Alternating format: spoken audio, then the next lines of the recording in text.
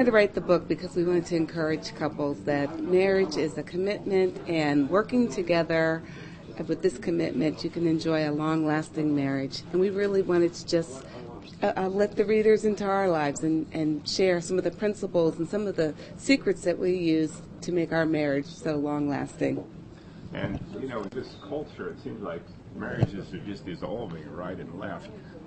What has been the staying power of yours? Well, we think there's really three principles. Number one, you have to make it Christ-centered so that when things are going wrong or you do tend to go in different directions, you can always be pulled back to that center of following Christ.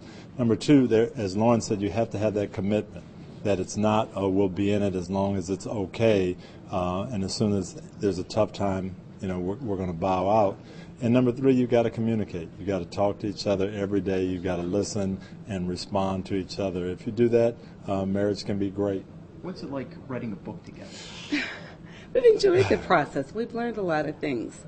So it's been a great experience, and we were able to go down memory lane in writing, and also we were able to pull out some good principles that we're sharing with other people. Yeah. And we'd written a lot of children's books, actually, but this is the first one we wrote about ourselves, so we had to have that struggle of how transparent are you?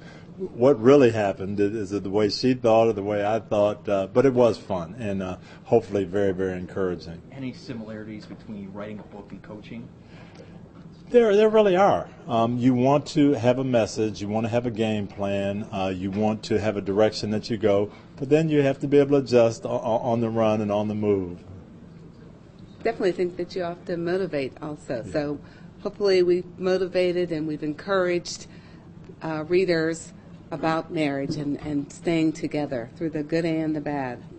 Would you mind if I ask you a couple football questions? Sure. It's been hard to believe 6 years now since you were last on the sideline. Biggest adjustments for you, and do you envision yourself ever coaching again? I do not envision myself ever coaching. Lauren and I talked about it. We thought about retiring after the Super Bowl win. We actually went a couple of more years. We knew the right time was after the 2008 season, and so I don't envision going back. We love our lifestyle now. We still have 6 kids in the home. Working at NBC has allowed me to stay involved in football, be part of it, but not have that day-to-day grind. So we're enjoying life, and I'm enjoying my life as a broadcaster. Andrew Luck with the Colts, does he, I guess, remind you of the guy you used to coach down in Indianapolis, Peyton Manning? What does remind me of Peyton with Andrew is that presence and that feeling that he knows what's going on, he's in charge, all his teammates have complete confidence in him. I remember going to Anderson in training camp his rookie year and amazed at just the presence that he had, and I think he's going to be a great leader for this team for a long, long time. And the Colts seem to be built for a while. They are. They're going to be solid. They're going to be contenders every year. Ryan Grigson has done a great job of putting the roster together. I think Coach Pagano has, caused this team to gel and come together, and they're going to be right there. They're going to be contending every year.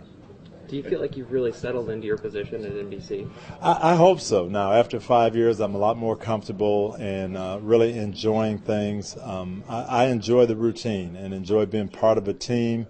But it still gives me time to be at home and be with the family. So, so far, so good.